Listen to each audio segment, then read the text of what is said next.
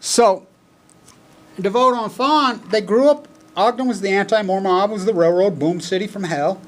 I mean, the counterculturist boom, I mean, it was the richest city probably in America at the time.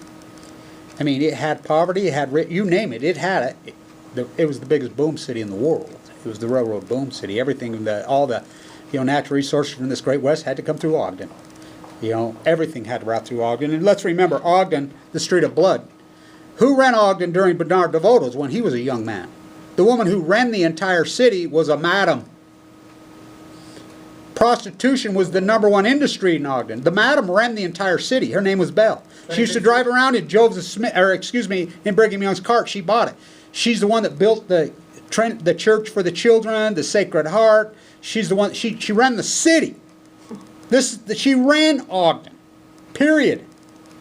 Even Salt Lake hired her to go clean up the prostitution in Salt Lake. I worked on that documentary, The Junction. That was a master thesis at Weber State that did that. Watch it. We go into some of this, the Murder Inc. DeVoto lived it.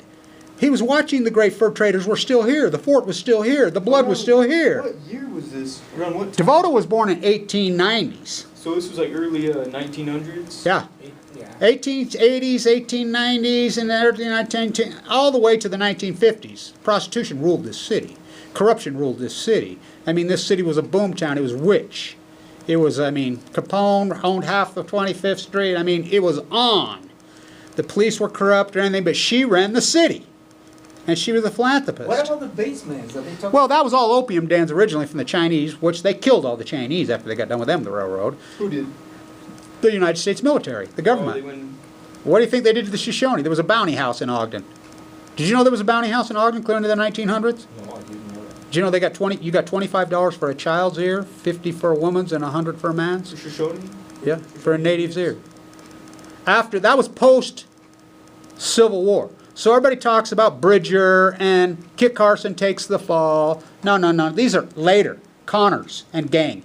So after the Civil War, these guys had mass murdered anyway. Hell, they killed their own brothers. You know what kind of carnage and murder went in the Civil War? After the Civil War, a lot of these guys came out west. And the government found them and sponsored them as scouts, including Jesse James, lived on 25th Street in hiding for decades. So, the train got here. Hell, they stayed. Boomtown from hell. So DeVoto lived all this. DeVoto was in the heart of it. He was a little boy. I mean, he saw it firsthand. He saw blood. I mean, there was a murder for hire gang on Lower 25th Street. It's called the Murder Hotel. I have coffee in there every morning. It's well documented.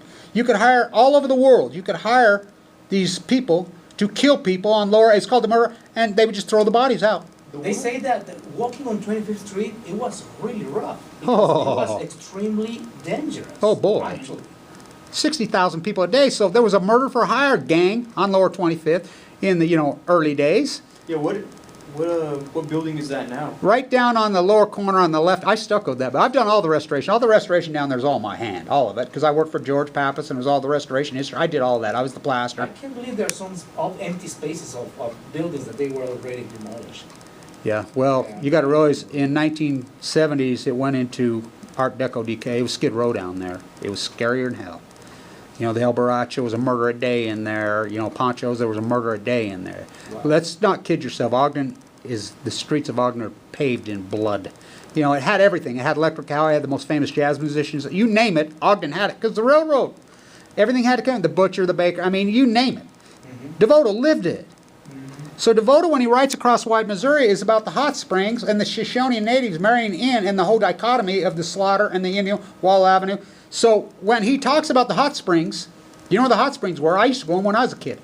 Out at Rocky Point, which is where Smith and Edwards is now. You should have seen the hot springs out there. That's the hot springs that DeVoto's talking about, which was made a Hollywood movie, which is a Pulitzer Prize winning book, which is a masterpiece. It's about the Shoshone chief's daughter marrying the fur trapper and him coming to a reckoning how wrong what they're doing is slaughtering and killing and taking this place. I mean, this history. DeVoto lived it. So did Fawn. Firsthand. Oh, so did Fawn. Let's see, the Scots didn't get here, including the McKays, including the Eccles, including the Hinkleys, all these famous fans come from Scotland. They didn't get here to the 1870s. Hell, DeVoto was born in the 1890s. So was, Fawn was born, not too long after that. Because let's see, Fawn died in 1980. I remember the day she died. I knew her. She died January 10th, 1980. This is important too. Devoto was born on January 11th. That's a famous day in history. That's what we've switched Earth Day to. The guy who started it in Canada. And it's a numerological thing. That's Alexander Hamilton's birthday. My father died that day. You know, it's a very powerful day at number. Devoto was born that day in Ogden. You know, right there at the old D hospital. The same hospital I was born in. 24th and Harrison. So, that's native. So Devoto started to write about this controversy and started writing about the truth and started enticing that the Mormon Church was hiding the truth. So the Mormon Church hired a guy from Idaho named Arrington, and he wrote The Great Basin Kingdom. He became and there's another guy from up there, he's off the Fisher. Devoto countered him. He says, you guys are nothing but liars, Mormon sympathizers who are rewriting history. You're bullshit.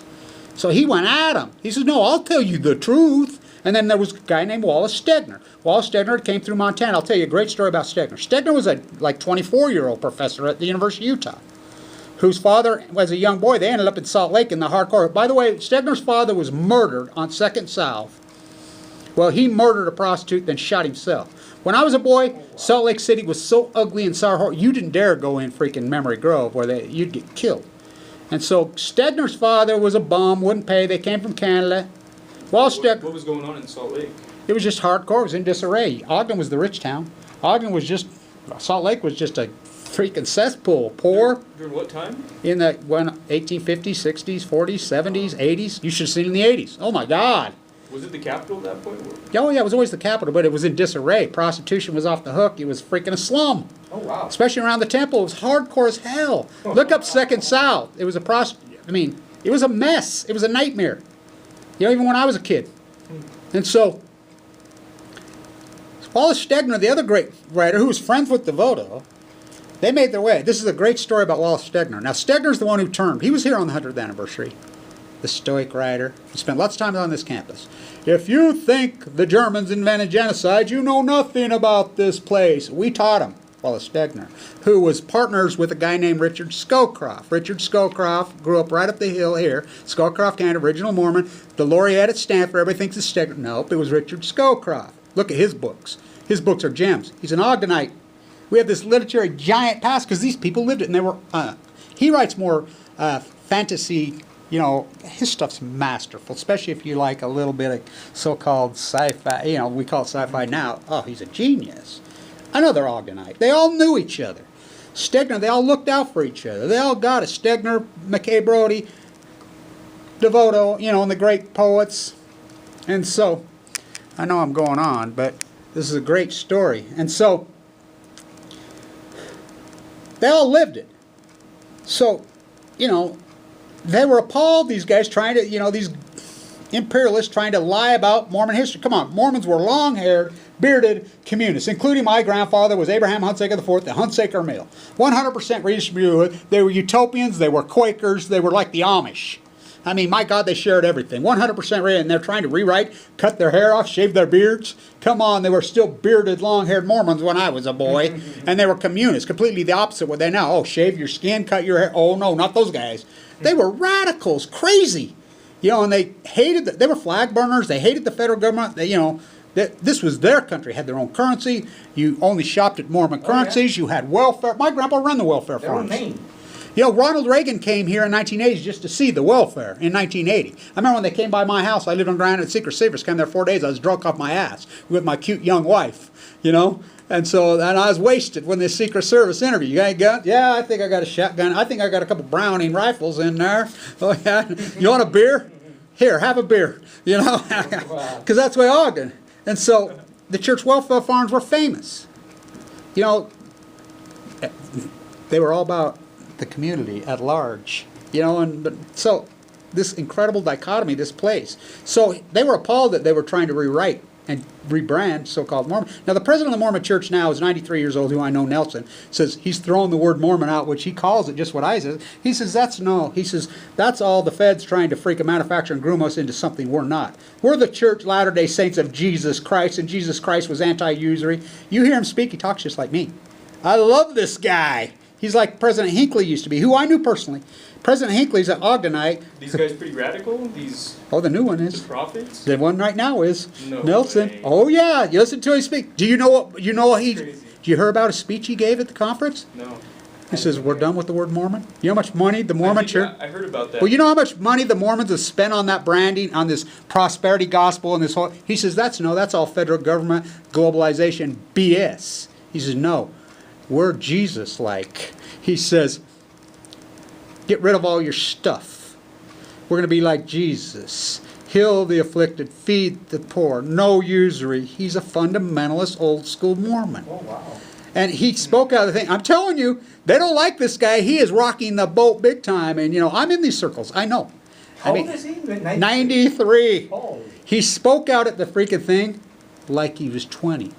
No reading, Where no was this nothing. at? Where was he speaking at? He spoke at the promontory at the 150th anniversary of the Rails. Just Yeah, last he went week? to the Yeah. he went to the ceremony. Yeah. So his name's Oh, Nelson. he did. Oh, he's rocking the boat in the Mike Lee freaking Dirty Herbie. Were you there to watch it? Yeah, I filmed it. It's online. Of course I was there. You know I was there. I got it, yeah. I ain't missing any of that, and you don't even want to know how I got there. Shh, don't tell. Man, How'd you get there? I ain't telling that one on air.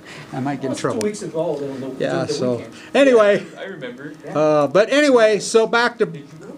No, I didn't. it was Why did you go? I watched it on the TV. it was on TV. It was Yeah, on it was on TV. TV. Yeah. But you had to have an invitation. Yes. And 50 years ago, John Wayne and Johnny Cash were the keynote speaker with millions of people. This year it was Dirty Herbie. It was all political. Snipers on top of buildings. What? Did you know Weber State was supposed to run the whole show? Weber State Special Collections. Did you know that? No, I didn't know. And we always have the Shoshone dance. We have everything. We run it. Did you know the Feds stepped in, the Trump administration and Dirty Herbie government? The governor's office stepped in and took it away from us. They banned him. Yeah. They took it away from us and they ran the whole show. No native ceremonies, 0.0. Wow. No Chinese ceremonies. Mitch McConnell's wife, secretary, translation, she spoke. I get that. The governor spoke over and over and over. He's a scumbag. He's a paid operative. And by the way, the president of the Mormon Church don't like him. The president, they've all gone along with this prosperity. Jesus died so I could be rich, like the evangelicals have. This guy's reject. He says, no, that's Satan.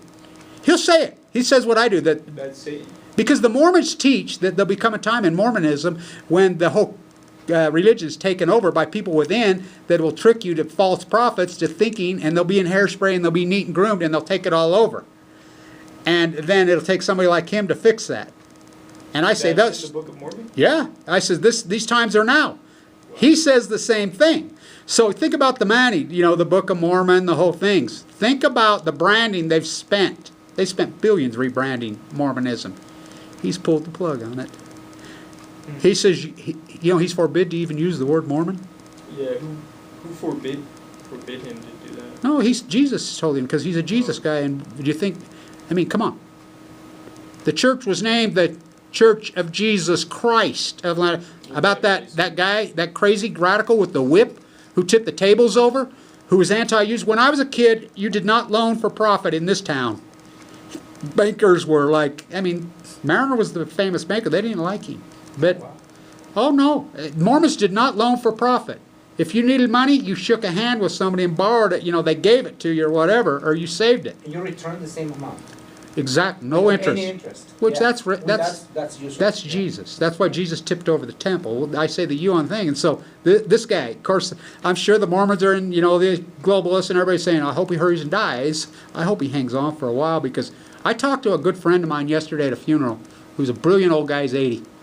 And he's friends with Merlin Jensen, who Merlin Jensen was the historian who talks just like this from this campus. Who the Mormon Church is black belt. He was the Mormon historian who talks just like me. They booted him. So I asked those guys at the funeral 2 days ago, is he really rocking the boat inside the Mormon circles? Oh, yeah. And you should have heard him. So I know it's true. So back to Devoto, Cole. So have you had a chance to go through the book yet? No, I haven't really. It's been. So that'll be our just gig. Looked through it a little bit. So it's a masterpiece, and Miller was a master. Yeah, I'm looking at the illustrations and the Illustrations paintings. are gorgeous. They're awesome. Well, the great artist Miller worked with him. So I'll tell you this great story, and here we'll get towards the end, about Bernard DeVoto. He railed on Ogdenites, he railed on Utahns, he railed on more. But we had the Bernard, his son used to come here. His son, I think, saw the adjunct thing here. So he's with the great poet Olson, the beatnik from Boston, one of the great poets of all time. They're together. So Bernard DeVoto becomes the publicist of Mark Twain. Mark Twain 30 years, Harper agrees, Mark Twain's having a fit. No, you publish this. He's going after Carnegie. He's going after Teddy Roosevelt. He's writing these rants against all these guys, just going crazy. So they make an agreement with him. If you'll calm your ass down, we'll publish it. We'll put it in contract 30 years after you're dead. Okay, he agrees. 30 years after you're dead, guess who the publicist of Harper is? Bernard DeVoto. So there's a great book, and I want everybody to look at it. It's a little teeny yellow book. It's called 44. It's my favorite. So DeVoto has to publish his rants. So DeVoto on the first page of the book says, who would have the guts to freaking punctuate Mark Twain? He says, I had to put a comma somewhere. So DeVoto writes it. So anyway, DeVoto's at Harvard. They're driving across the country. John Weber's from Iowa, the Danish boy. I believe Iowa. So he's driving with Olson, the poet. They're driving across country. DeVoto's driving. They get to Weber County, Iowa, Weber State. DeVoto slams on the brakes. Olson says, what the bleep are you doing? He says, I drove out of that godforsaken county. I'm not going to drive back in it. You drive. But my thing is, everybody says, oh, the Mormons hate him. Weber County hates him. Weber State hates him. He went after everybody in a beautiful way. He was fantastic. I mean, and then he did so much for the protected forests, the protected lands, the national parks that we have in Utah. You can give that credit to really one guy. Why we have so many? Bernard DeVoto. Bernard DeVoto's the one who fought so hard to get all these public lands set aside, and in Idaho. Those big forests, which is named the DeVoto National Park up there. His ashes are sprinkled there. If it wasn't for Bernard DeVoto, your national parks that you love to go to in Utah, you wouldn't have them. They wouldn't exist. They would not exist. He's the one who influenced Teddy. He's the one that influenced freaking all these guys. He's the one that got those things. Bernard DeVoto from Ogden. So you could talk, you know, his going off. He's the one that fought for the Shoshones. He's the one that fought for the Chinese. He's the one that told the truth. I've been in his house, you know, 24 up there, 26th, 27th in Monroe. Still there, no marker, no nothing. Just like Fawn. How come we don't have a statue here? You know, you want to keep covering up history? Not with me, because I'm Freudian and I don't panty paint. You saw that on Fukushima. So, you know, don't come at me. You want the truth? You get it. You can't handle the truth? That's not my problem. That's your problem. That's what DeVoto said. DeVoto's son, you said, you can't handle the truth? Who's got the problem? Fake liar historians? People who lie and change history and cover up history, they're not historians. Those are science fiction writers, right? More than likely. Well, DeVoto was no science fiction writer. He was a historian. He was a historian. And by the way, he wrote lots about the Mexican influence here, too. And the Spanish influence. And the guy studied his ass off. Hard worker like Fawn. Fawn used to study. And, you know, just do a little bit of research on her. So it is outrageous. When I was a kid in Ogden, Utah, I remember the day she died, I just cried. She died of cancer. You know, and then she goes to the University of Chicago, invented nuclearism, which I have no respect for her husband, Brody. He talked her into writing those scumbag weaponry books. They're all about nuclear. They're horrible. He couldn't write a lick. Now, he wrote her coattails. He was a dirtbag. But she was the greatest. And you want to know everything about her, read Jefferson's Fire. She's the one that exposed that he was having sex with his slaves. And lots of these politicians who were, you know, racist were actually bloodlines of Jefferson. How old was she when she passed away? Let's see, she died in 1980, so in her 60s. Yeah, she lived in St. George, you know, so the cancer capital. So, you know, so right after he got killed, John Lennon, okay. which changed the world. She died right after that. Right? Yeah, and she got cancer. You know, her brother was a famous guy around here. He was a Mormon bishop. I knew him. He would always say, well, you know, she asked for a blessing when she died. I'm like, yes, so what does that prove? She was a Mormon girl. I'm still a Mormon, by the way. And all these Mormon historians say, you know, because I go after them. How come I haven't been kicked out? And they're like, oh, no, we like guys like you. You know, so Jesus Christ. And I want to say something, because our Navajo guest said that Jesus Christ was a shepherd, sheep herder. No, he wasn't. That was his father. That was Joseph. Mm-hmm. Jesus Christ was a carpenter. First, they come for the craftsman. Kevin Blanch, the plant. I won't stop there, and I'm no comparison to any of those guys. But I want to be a good And I'm not talking about Jesus, the Son of God. I'm talking about the activists. So radical, stood up against the machine, kicked so much they hated him, they put him on a cross and killed him. I'm talking about the activists. That Jewish boy, right?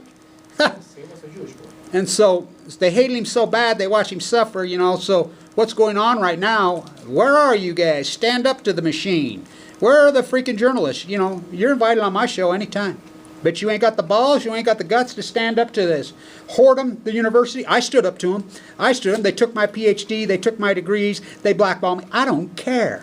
Because Dorothy Day, my favorite radical. True man, true man, true man. You drop the bomb, I hope the jet stream comes over and I hope it sucks up the ashes of these dead fried people, suck up into your brain and kill you. And you sent to hell. That's Dorothy Day, the Catholic workers' rights, the most, who did none but quotient. I have a really great book it's called The Radical. Written by, she was beautiful. She was born in the Bay. Everybody thinks she's an Irish Catholic girl from Ireland. No, no, no, no. She's a San Francisco Bay girl who went rogue, you know. But in her book, she says, like Jesus, if you're going to be a good activist, they're going to wipe you out. And I've learned, she says, you're going to have to learn to accept poverty, embrace poverty. I've learned so much from her. You know, I was with Megan Rice. That's who broke into Y-12, who Barack Obama sent to prison. I was with her recently. She just hugs me and cries. Kevin, I love you so much.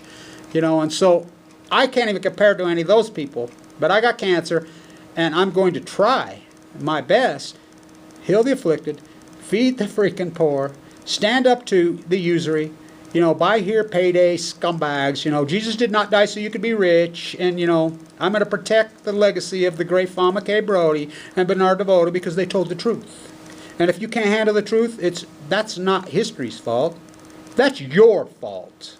Because it's out there in front of God and everybody. Because we have the internet. So, there's my tyrant. That's a long tyrant today. But it had to be said. It was a long one. Because it had, I mean, I went off, I started, but I mean, there's so much here that needs to be talked about, and it's important, this radio show is that important. Thank you very much, Kevin. Thank you for having me. Absolutely. Because I'm, like I said, I'm just a peon under the pyramid now. You know, I'm not one of these professors, because I liked being a professor when it mattered. I could throw chalk across my room. We didn't make shit for money. We were the #1 undergrad, and Dr. Cooley loved me, and people protected me, and we had the radical good professors who told the truth at Weber State. We got kicked off the field. So you can go, but they think they have the field. I will say this to all the professors here, the panty painters, the liars, the frauds, the fake historians who are doing all this. I was here before you got here. I will be here after you leave. So whose place is it? Whose place is Weber State? It doesn't belong to you. It belongs to the community of Ogden, Utah, and Weber County, and all its children. Period. It's our place, not yours. KWCR. Thank you, Cole, for being with us tonight. And we're going to get a report from you on that book next week. By the way, it'll be next week will be day 3000 of Fukushima. I got some really good stuff planned for this week. You know, possibly on the beach, but we'll see. So next Monday, you know, You might be on the beach? I might, but I might be here. I might be back. I don't know, but you might have to carry on for me. Maybe we can do a remote. I don't know. We can do a remote. We can go via Google Hangouts, or we can go via Skype, Skype it. or Google Call. Or I could video it and then or send it to Facebook you. call, Facebook call. Yeah. I mean, Facebook, we can put you on air on this channel. And It'll be an important day. we're going in. Yeah. Day one. Have you been out to the West Coast this summer? Not yet. I've been planning on going, but I've been tied up with the railroad thing. It exhausted me, and then, you know, I had to make sure I did so much work for 3 days on that thing. Important historical videos I shot, dozens. It was fun. I'm glad I did it because they tried to rewrite history. Not with me. So we're going to be trying to do the remote for the next Monday, and we're going to be here on KWCR Weber Radio. Okay? Where the truth gets told. We ain't panty painters around here. Fukushima News, the Post-Ignorance Project.